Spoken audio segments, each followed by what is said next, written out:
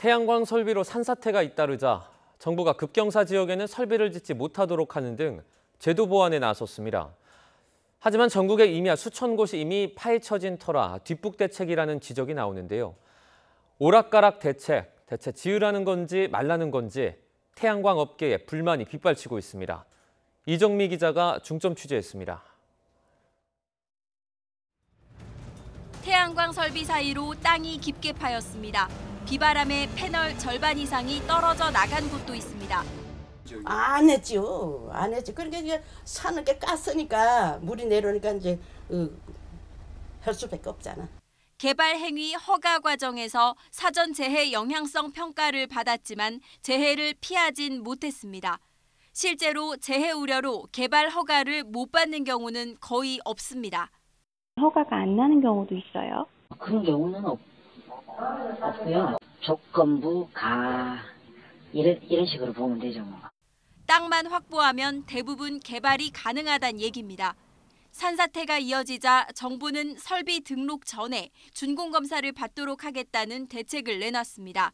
하지만 준공검사는 개발 행위와 시설물 설치가 모두 끝난 뒤 이루어진다는 점에서 난개발을 막기에는 역부족이라는 지적입니다. 준공검사를 이걸 안 해주고 하는 경우는 상당히 현실적으로는 좀 어려운 부분이 있습니다. 태양광 시설에 관련된 사전재해 영향성 검토 항목 관련된 그 기술적인 항목들이 조금 더 보완될 그런 필요성이 있습니다. 최근 5년 동안 전국에 설치된 태양광 시설 가운데 임야에 설치된 건 7,500여 개. 부지 매입 비용이 싼 데다 주민 민원을 피하려다 보니 4개 가운데 1개 이상이 산에 지어진 것입니다. 정부는 임야 전용 기준을 경사도 15도 이하로 낮추고 지원 비율도 다시 고려하기로 했지만 이번엔 업계가 반발하고 있습니다. 지을 곳이 없어지는 건 둘째치고 설비 투자부터 하고 장기간 조금씩 수익을 올리는 태양광 사업의 특성상 부담만 떠안게 됐다는 겁니다.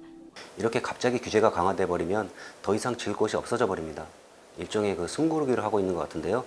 장기적으로 이는 REC 가격 하락에 따른 수익성 악화로 이어질 것으로 보입니다.